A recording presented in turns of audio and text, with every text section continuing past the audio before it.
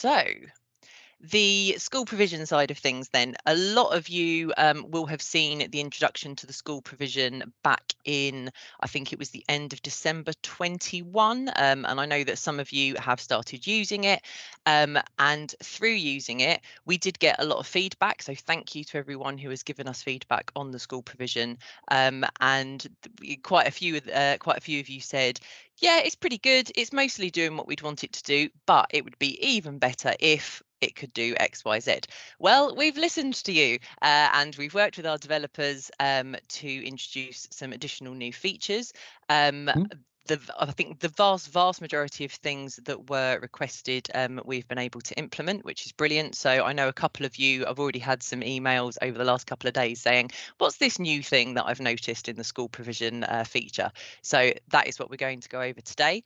Apologies for those of you that have seen the school provision before and that you're already quite familiar with it. There might be a little bit of repetition, so apologies if I'm teaching anyone to suck eggs, but as I say, it's really so that we can point out where those new features are as well. I'm going to run through the school provision process, identifying what those new features are. It is mostly just myself here today, as I said, so if you do have any questions, please could we leave those to the end. If you want to put something in the chat as I'm going through, just to sort of remind yourselves of questions, that is absolutely fine, and then I will take all of those at the end. Okay, so I will share my screen with you all, and then we can go over this process. So a quick reminder, and just also a very important bit of information for anyone who has not used the school provision so far. When you are looking at submitting a request for school provision, you have to be logged in as a school contact. So if you're trying to do this yourselves, trying to submit a request, if you're not logged in as a school contact, you're not going to get very far with it. So the first thing I'm going to do is log in as one of my fictional school contacts. And of course, your menu bar might look a little bit different to how we've got it set up on our test database. But here I would go to school provision request. And the very first thing that you might notice is a new little feature that's been added here. So the previous view just had every single course that was open for school provision listed. And you have still got a list here, but you have now got the ability to filter by subject area. So if one of your teachers, one of your school contacts are coming on and they only want to look at first access, for example, they could click onto subject area and just filter by that particular subject area. So that will hopefully be helpful for your school contacts when they're trying to look for the right thing to request. Similarly, if they didn't want to use the filter because maybe they don't know what subject area they're looking at, they can actually now search for a course as well. So let's say I just want to look at recorder courses, and lo and behold, it's now going to bring up just that specific course. So as the school contact, I would then click on show more. This will then show the various different course types that you've got set up. So depending what your setup is, you might see various different things listed here. I've just got the one option, and I would then go to request tuition. So your school contacts need to add a start date, and even though they're entering the information here, once it gets to the admin overview side where you're processing the request, you can still edit any of this information. So for example, if I said here that I want to start on the 19th of April, but you know that your start of term is actually the following week, for example, that's fine. You can go in and change that.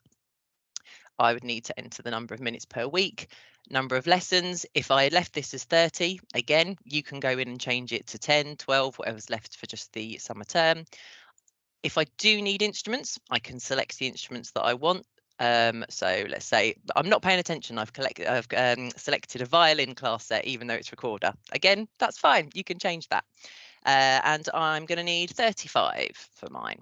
Then your schools can go through and select which days and times might be the most preferable for them. So let's say I could do all day Tuesday and Thursday. And then here they're entering the information about the number of students they have got in their specific class or group that this request is for. Now, we haven't made this mandatory, and the reason being is that you might not always require that information, But we know that in an ideal world, you would get this information from your schools and it would feed into your ACE data return. So, the option is there, but of course, your schools actually need to fill it out. So let's say it is an ideal world and your schools are completing that information. So I could say it's a year 5 group. I've got 32 in total. 3 of those are SEND students, 2 are pupil premium, 1's both. And we've now got a new box that has been added literally this morning. And this was another one that was requested by yourselves to have number of looked after children included in that as well. So that is now there for you. And I would then click insert. If it was a mixed year group or a mixed class rather, so I had some year 4s, some year 5s, I could then add an additional line for that information on the second year group. I can then add any additional comments or special requests. So could say, please, could we have 2 tutors, very challenging class, or something along those lines. Here, I've just got for the terms and conditions, please click here to see full T's and C's. This is set by you under your registration setup. There's a texts tab that I'm sure most of you will be familiar with. And towards the bottom, we can have a look at that in a moment. Towards the bottom of that page is a request school provision text box. So that's where those T's and C's pull through. Your schools have to click I accept the terms and conditions, otherwise they can't go any further. And they would then just click submit. And that is the end of their process in terms of actually submitting the request. Once they have submitted the request, they've also got this requested tuition button here, or they could access that by clicking school provision here. And this is then an overview of everything that they have requested from yourselves. So they are actually able to keep track of all of their requests within the system as well. So if I just click on this drop down here, you can see a summary of the information that was sent on the submitted form. Your schools can also request a change. So by requesting the change, it is literally just sending a message to yourselves via the school provision feature to say, oh, actually, I didn't mean a ukulele class set, I need a recorder class set, or, oh, we've now got an additional 3 students in the class, whatever it might be, could I have it at a different time? And that would then come through to your side of the admin overview, which we will look at shortly. Your schools have also now got this extra subject area filter here as well. So if they wanted to narrow down their request to see what they have requested per subject area, they are able to do that. And then they can look at the various different stages or statuses of their requests by just clicking on the relevant filters up here. So pending school, for those of you that aren't familiar, this is where they will have submitted the request and you have then actually sent a comment back to them saying, sorry, we need more information, or we need a bit of clarification on X, Y, Z. When you reply, you would set the status as being pending school. That then comes back to them, and so that they know under this pending school area, this is something that they need to do. It is pending a school action. On the flip side of that, if there's something that you need to do, you need to respond to a request that's gone past the new status, that would appear under pending admin. So similarly, your schools can see what they're waiting on from you. They know that there's something that you need to get back to them on. And then once a request has actually been created into an ensemble, it would then fall under this completed status. And they can still request a change at this stage, but again, it is entirely up to you as to whether or not you actually then implement that change. All this is doing is really sending a comment. It's not changing any of the details on the ensemble that you have already created. We've got a new status as well. This was one that was requested by yourselves for rejected applications. So if you can't fulfill the request for whatever reason, that would appear under here. If you're not happy with the word rejected, I can do a local translation for you on that. That's absolutely fine. You would just need to contact myself and Hannah, and then we could just change that for you as required. Another awesome new feature we've got is this ensembles tab here. So this tab basically outlines every single ensemble your school has within this current academic year. So previously, they weren't able to see this information within the school provision request feature. And in addition to that, what this actually shows is every single ensemble they have through yourselves. So it's not just ones that they have requested through Speedadmin. Yeah. If there's ones, oh, can we make sure we're all muted, Just, please? Apologies. You can see here sound every apparently single I'm just ensemble. doing the Sorry, right one. give me 2 seconds. Just make sure that everyone's muted. There we go. You can make your schools can actually see every single ensemble that they have in Speedadmin, not just the ones that they have requested through Speedadmin. So if you have created any manually within the system because they contacted you via email or called up, whatever it might be, then you're able to see that information there as well. So that is the schools side of things. That's what they will be able to see when they log in. And obviously, this is all entirely dependent on you giving your schools the logins to be able to get into Speedadmin. I know quite a few people or a few services aren't using that at the moment, but hopefully now that we've got these improvements within the school provision forum, you'll be happier to send out those login details to your schools. And then from the admin side, so most of you will have, if you are using school provision, you would have a similar setup like this on your menu bar. So I would select admin overview, and then it's probably going to refresh now that I've reselected it. Yeah, there we go. So I have a very, very similar setup in terms of the different filters according to the different application statuses. And what I would do in terms of setting up the request, I can see all of the same information that the school has sent in. And you can also see here a track of any comments that have been sent as well. So I could add a comment here. And I could say, for example, thanks for your request. Are you sure you meant ukuleles needed? And then I could either add that as a comment for the school, which would send that request back to the school, and that's where it would appear as that pending school status that I mentioned. So they know they need to do something with this. Or alternatively, if it was just an internal comment, I could just add that, and then that would only be visible for super users and teachers if chosen for teachers to be able to see it as well. Similarly, if the request has been added in error, let's say it's one that you were playing around with in one of your test schools, you can actually delete it altogether if you need to. But of course, if this is a request that's actually been brought in by a real school contact, probably best not to delete it, because what you can now do, of course, is just set to reject if you don't want to take that request any further. So if I set that one to reject, that is now going to sit under the rejected area here.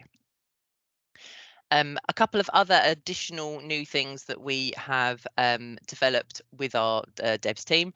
Again, you can filter by specific schools. So if I wanted to see just one specific school that had requested, I'm able to do that. And I can also, just like your schools, I can filter by subject area as well. So if I'm looking at stats for a particular subject area, I'm able to do that. Alternatively, or in addition to that, you have also now got this export button, and this was something that loads and loads of you asked for. So for those of you who use teacher hours or the salary calculator, you'll be familiar with this. You click on export, and basically this then sends all of that information in this table out into an Excel sheet, and you can decide which field you want to be included in that sheet. So this could be used for your data returns. You're able to have all of that information. And if you're using, if you do want to use anything like this for data returns, you can get all of that information via the main lists feature, of course, through the sort of standard reports. But if you wanted to do any information specifically on requests that have been put in through Speedadmin, you have now got the ability to do that. It's also very handy for any of your resources team if they want to, they want to see all new requests to be able to check the instruments that they need to put together for school hires, for example. So you would just click export there, and then that would send it out as a separate Excel sheet. What other additional new things have we got? I think we're nearly there with it. We haven't got it just yet, because as I say, these are all brand new features that have literally been deployed within the last couple of days, but you will also have a notification up here as well. So very similar to like you have with the discount applications, assessments, etc. You will have one there that says new school provision requests. So you will be able to keep track of that as well, rather than having to go into admin overview every single day to see whether or not there is a new request there. For your schools, we are looking into the possibility of notifications for your schools as well. And if anyone has any feedback on that as to how you would like those to appear, that would be really helpful. Of course, your schools don't have this in tray like you guys all do, but they have got the notification globe symbol up here that they can access. However, they still need to be logged on in order to then see those notifications. So if I could have some feedback on, should it be a notification within Speedadmin? Would an email notification be better? Anything along those lines would be really, really helpful, please, so I can feed that back to our developers. There is one additional new feature that I forgot to mention. I will just log back in as our school contact. On the ensembles tab, and again, this one isn't appearing just yet because I don't believe this new feature has been deployed. When those of you who have already gone through the process of moving into the new academic year, you will know that you have to decide whether or not you're going to roll over your ensembles into the new academic year. You will now, if you want, have the option to actually give your schools the rights to be able to opt to roll over the ensembles themselves. So there will be a button next to each of the ensembles that says continue to next school year. And if you want your schools to have the right to do that, then you can add it, and they would just be able to come on here and say, yep, I want that to continue into the next year. I want this one to continue. As I say, I appreciate that for some of you, particularly if you've got set time SLAs in place or anything like that, it might not be pertinent to have it set up that way, which is why it's going to be created with a right that you can specifically add to your school contacts. But as I say, the option will be there. And I think, just double checking there's nothing that I've missed. I think that's everything in terms of the new features. I will just, I mentioned earlier those texts under the registration setup. So just in case you're not familiar with these ones, so it's under settings, registration setup, and then texts. And if we scroll right down here, you've got school tuition terms and conditions. So they're the T's and C's information that then appears on the school provision request form. And you can also add a header as well, which would just be at the top of the request form as well. Any additional information explaining the process, whatever you want to do to include that information for your schools. And that is about it in terms of me going through the process. Thank you very much for listening to me rabbit on for the last 20 minutes.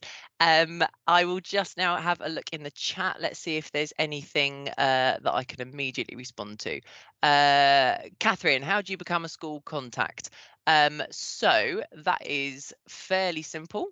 Under user, you would create a new user. And you would enter the information of the school contact here.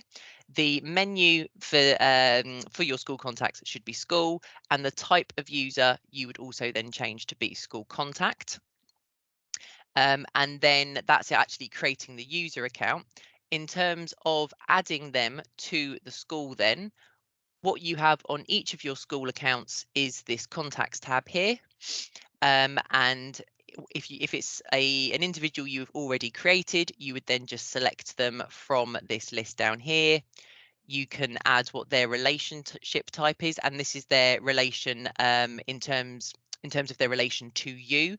So these are just the titles that I've got set up here, but you do also have the option to click on setup here, and you can actually then add the relation types yourself. So rather than having head of music, head teacher, etc., you might just want to have music contact, because for you, they are the main music contact within your service for that specific school. You can also then add a comment. So for example, here on this school, we're saying this particular user has Speedadmin access, but this one does not. You can also create a new user directly from the school by clicking create new user there. And again, it will just bring up exactly the same information. Just need to make sure that the type of user is set there to school contact. hopefully that answers that question, Catherine. Correct me if I'm wrong. I'm going to take that as a yes.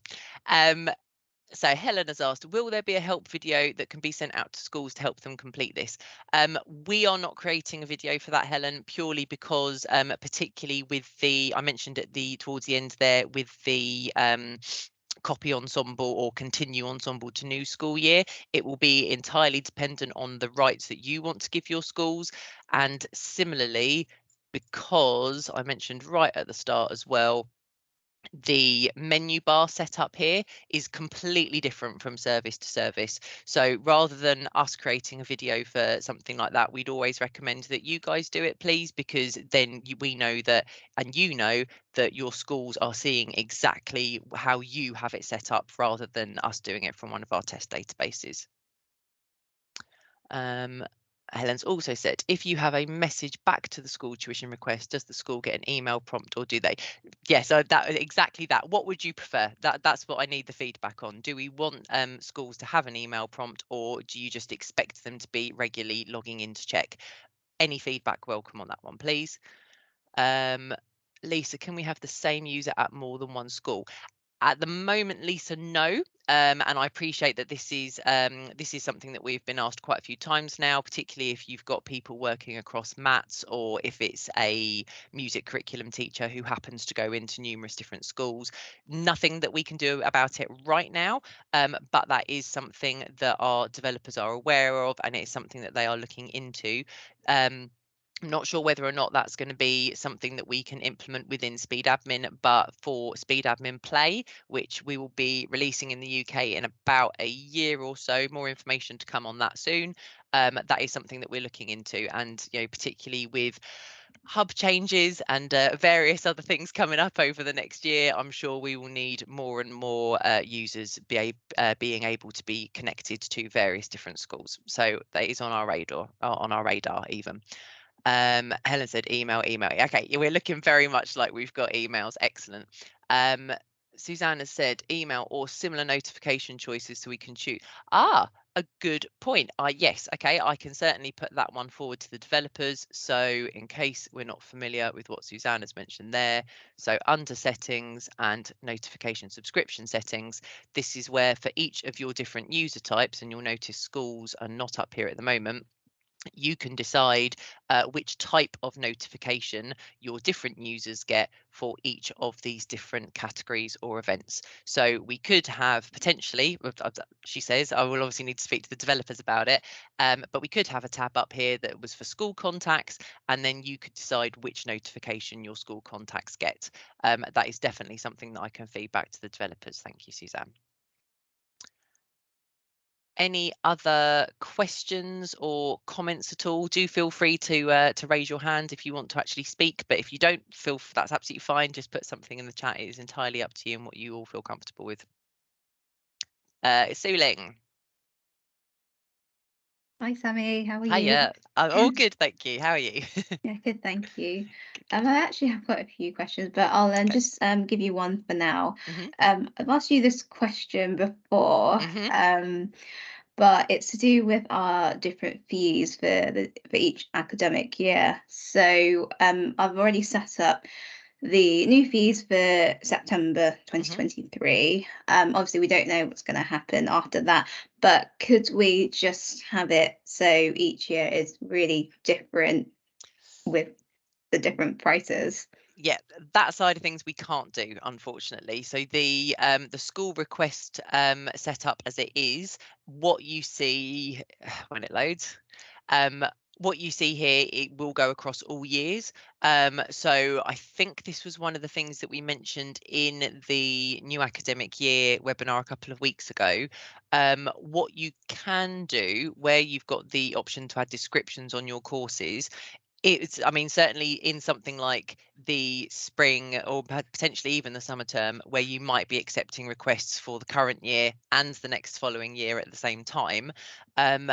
What we've suggested is that on the course descriptions, so if I went on to First Access, for example, and then under the description here, you would just have to add the information very clearly there saying prices for 22-23 are X, prices for 23-24 are Y. I appreciate that's not an ideal solution, and it means that your schools obviously need to read that information, but the way that the school provision setup is done means that we can't have different requests for different academic years. It works in a very, very similar way to the student registration page. So what's there is what's there, basically. So I think that's probably going to be the most sensible route to be able to add the descriptions on the courses there. Oh, okay. So when you say it will be the same with the student registration Mhm. group, that probably means like any um activities out of school hours or on a Saturday. So we can't have different fees for them as well in It, each different year. No, it will be Okay. in terms of setting up the charge rates, and putting the specific invoicing amounts per year. That will all show for once you've moved into the new academic year.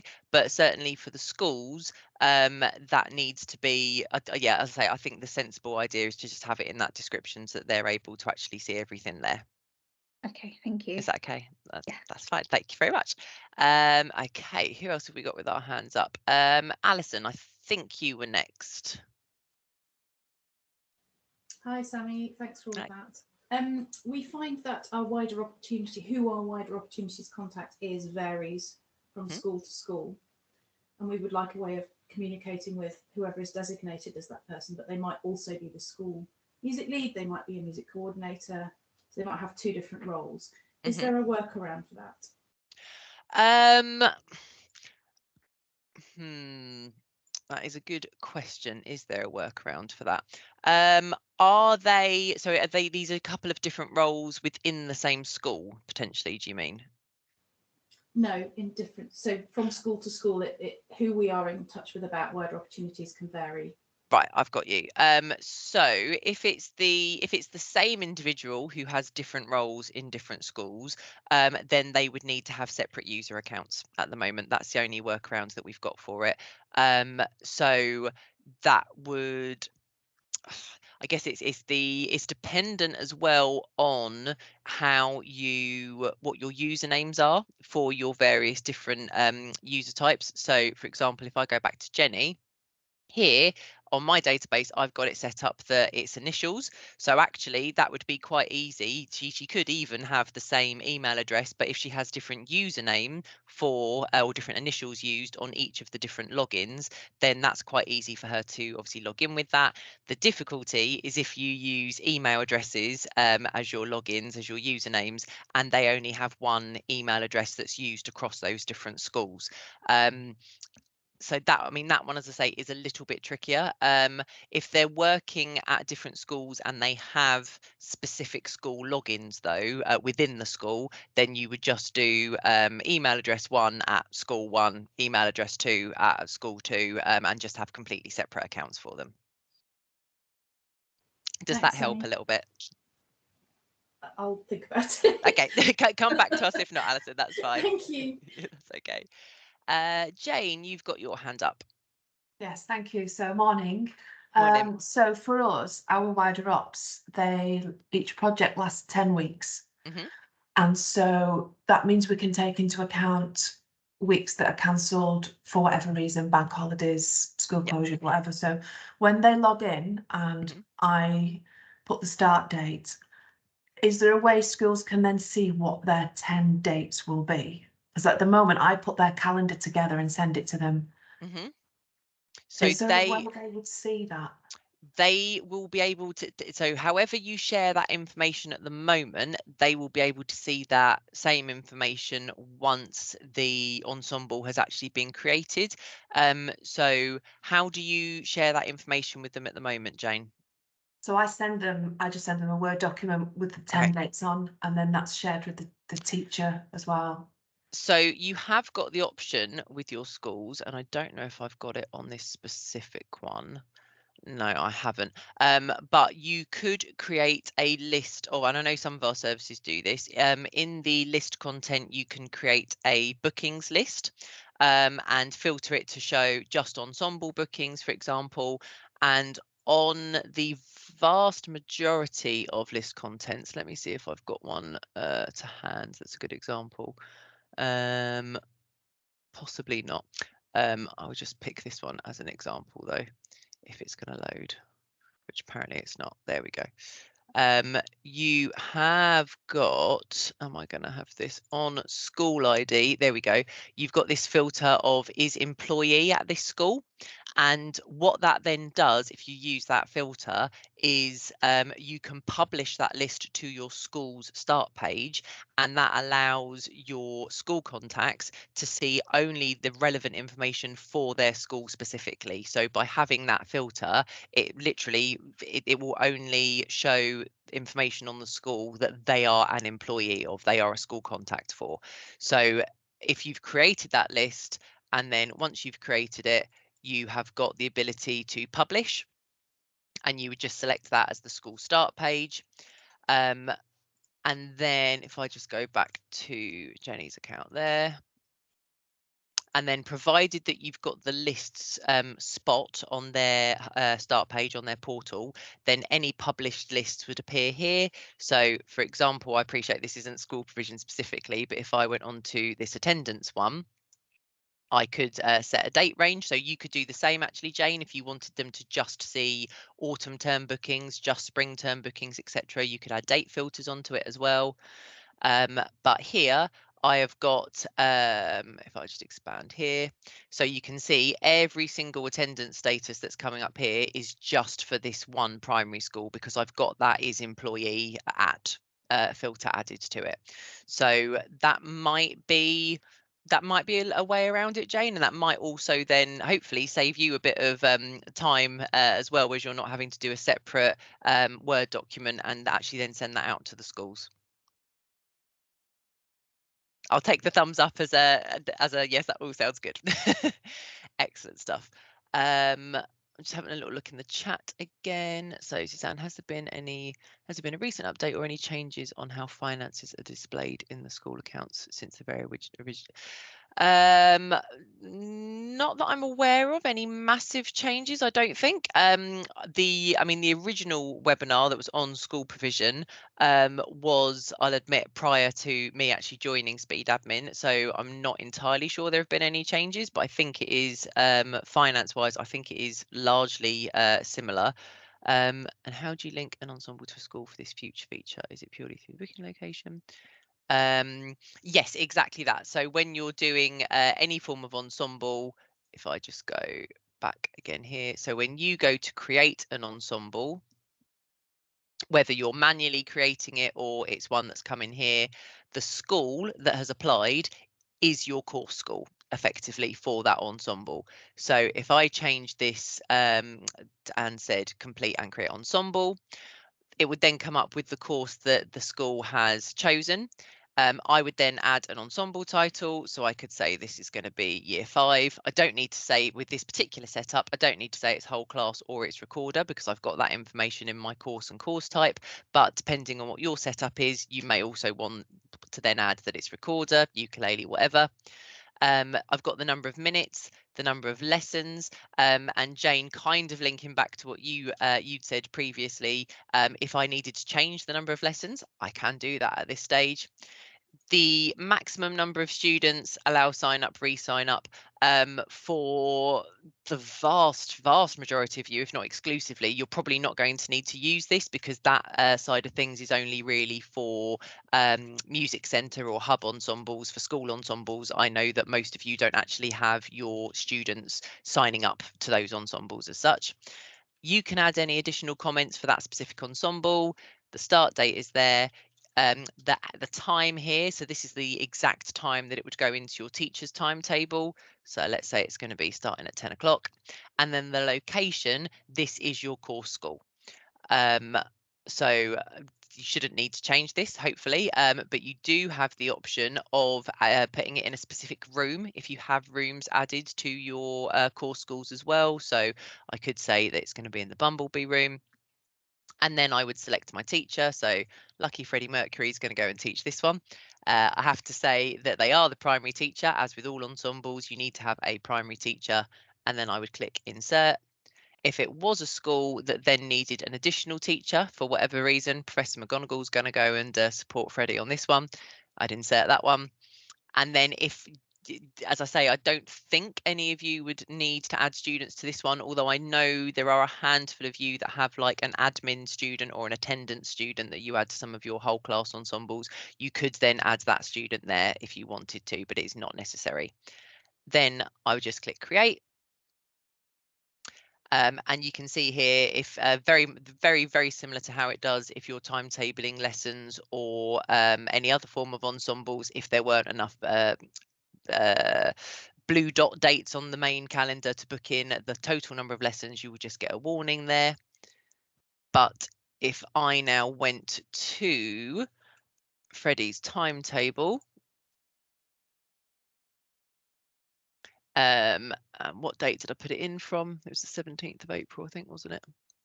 There you go. Now, of course, I was a very terrible super user, and I didn't actually check that Freddie was able to teach at that time before entering that time on the ensemble. But of course, you wouldn't do that. You'd know that your teacher was able to actually deliver an ensemble at a specific time. But you can see there it's automatically been put into Freddie's timetable. And if I open up that booking, if I then clicked on the title, that's going to take me directly to that ensemble. So it's in exactly the same way as any other ensemble that you've created. Hopefully that answers that question. Jeff, will the system alert any clashes or double bookings with created ensembles? Exhibit A, no, not at the moment. That is something that we need to work on. I did notice yesterday, however, it is now giving you an alert if you try to timetable a student who has a clash, which I hadn't noticed before. So I think that's a fairly new one that's been added. But I will certainly feed that one back to the developers again, that we need to make sure that clashed bookings are alerted or you're physically blocked from being able to do it. Thank you for reminding me of that one. Sealing, I have a school that said they edited the request, but I can't see what their note is, and it still looks the same. Could you have schools edit the form again rather than add a note? I would need feedback to the developers on that one, Sealing. That might be quite a bit of sort of restructuring of how the feature works, but I can certainly ask and see if that one is possible rather than just having it as a comment.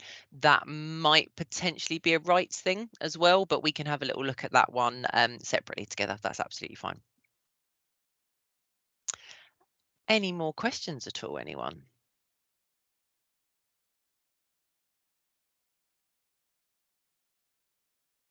No? Okay, I'm taking the silence as a positive thing. Oh, there we go, Alison. How do you set up the subject areas? Excellent question. That's probably something I should have mentioned right at the start. I apologise. So under settings, you've got your course types, etc. here, and you have got subject area there. You will only see this if you have the school provision feature switched on. Not everyone automatically has that one switched on. It was when it was launched, we had services asking us to have it turned on. So if you can't see this, or you can't see anything to do with school provision up on your menu bar yet, then please do let me know if it's something you're interested in. And of course, you can have it set up without giving any access to your schools yet. So that's fine if you would just like to have a look at it first. So you would click on subject area. Being a little bit slow, apologies. And then on the school provision tab here, you would literally just create the various different areas. So if I clicked on create, let's say I was going to start a new set of music therapy courses, I would just enter the name and click create. And then on your courses, if we just go to first access as an example, you'll all be familiar with selecting the relevant department category, registration fields, etc. You will also then see that there's a subject area box here, and you then just select the relevant subject area that this specific course links to. Whilst we're on courses, a couple of little reminders. The school category needs to be school for a school provision request, and this one is really important. The course teaching type must be school provision as well. For the vast majority of courses, you probably use standard, and that's what pulls it through onto the main student registration page. But for anything that you want to appear on the school side, has to be there on the school provision course teaching type. Similarly, talking about registration, you'll know when you're doing your course types for student-based courses that you need to say, is this this specific course type open for registration or not? It works exactly the same with the school provision. So you would need to actually make sure that these courses are open for registration in order for those specific course types, sorry, to then appear on the school request provision page. Hopefully that answers that question. A couple of other ones that have just come up. Can there be a way for schools to add the number of pupils throughout the year on their booked provision? I don't believe there is at the moment, Suling, no. I will need to investigate that one and come back to you to see if that's possible. I don't think there is, though, because the only way you would be able to do that as it currently stands would be to actually give your schools the rights to edit ensembles, which you absolutely do not want to do, because that is a super user right only, because that would basically give your schools the ability to go in, change the payment start date, change the course score, etc., that it's attached to. So no, we don't want them to be doing that. But that might be something we could look into to see if that's something within the school provision side, the actual request itself, if they could go back and add that additional information. I can certainly take that away and have a look at that. Will a recording link be emailed for this session? Yes, Sarah, it will be. That's fine. And then do feel free to share that recording with any other team members. How can we remove students at home school feature of school users? So I don't think there is a separate right for students at home school, actually. So the bit that Suling is referring to there, if I'm correct, if I log in as a school and I go to the school profile, you've got this students at home school tab here. You might not necessarily have these other tabs. There are all separate rights for those ones. The students at home school, this literally is, as the name suggests, shows any student who has this school set as their home school. It doesn't necessarily mean that they are having lessons in school. It could mean that they're going to have lessons at a music centre or they're a member of a county group. From a GDPR point of view, there isn't an issue with it because they are at their school. They're students that attend that school anyway, so they already have that information. However, if they click on the ID, they can't see anything. They can't then see any of the personal data on those students. So it is literally just just the ID number and the student name. If that is going to cause huge issues for anyone, or anyone has any major concerns about that, please do, of course, let me know.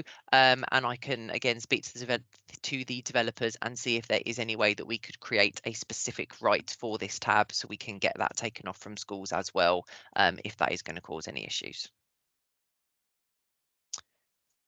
Any other questions?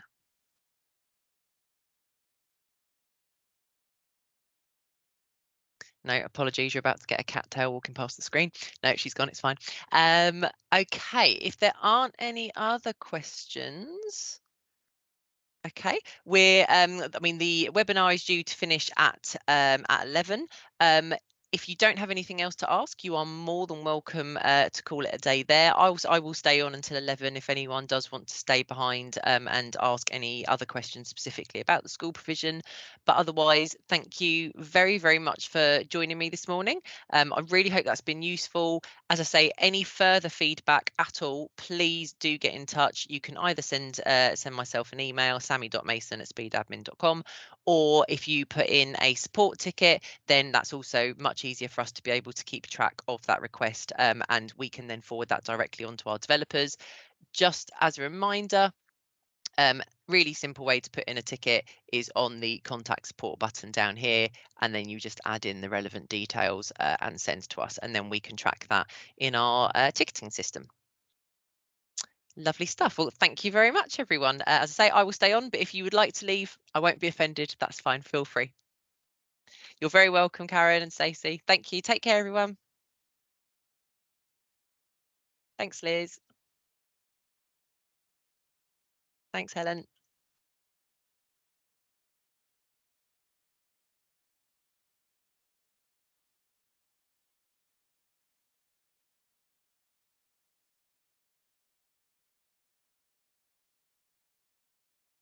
Alison. I have 2 questions. I didn't Go want to on. bother everyone. With That's the, fine. I will, before you do, I will just stop recording as well, just so that we're not sending